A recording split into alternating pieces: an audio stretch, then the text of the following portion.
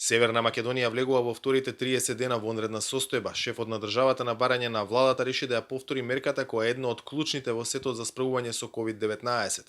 Пендаровски одлуката ја соопшти по денешната седница на Советот за безбедност, откако од членовите на ова тело добил преглед и анализа на ситуацијата и досегашните ефекти од вонредната состојба, која и дава широки овластувања на владата, меѓу другото и да носи уредби со законска сила.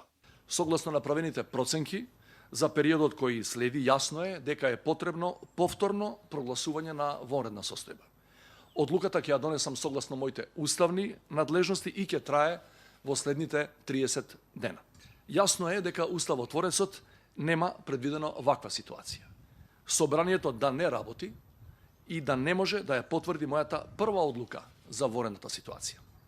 Во ситуација кога пратениците земаат плата, кога ниту еден од нив нема побарано апанажа која следува по завршување на мандатот, што значи дека тие се уште со валиден мандат, а собранието сепак не работи, јас ја преземам одговорноста со носењето на ваква одлука само затоа што имаме ситуација без преседан. На седницата на Советот не присуствуваа техничкиот премиер, вице-премиерот за европски прашања, како и министерот за здравство. Спасовски, Османи и Филипчо денеска се во самоизолација, откако наодите покажаа дека кумановскиот градоначелник Димитриевски е позитивен на коронавирусот. Тројцата врвни владини представници вчера имаа средба со градоначалникот и со кумановскиот кризен штаб.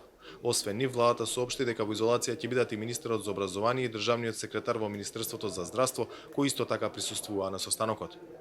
Иако бев со заштитна маска и ракавици за кои епидемиолозите сметаат дека се доволни за заштита, решив да се изолирам до вторник кога тестирањето треба да се направи според протоколите, напише Османи на својот Facebook профил.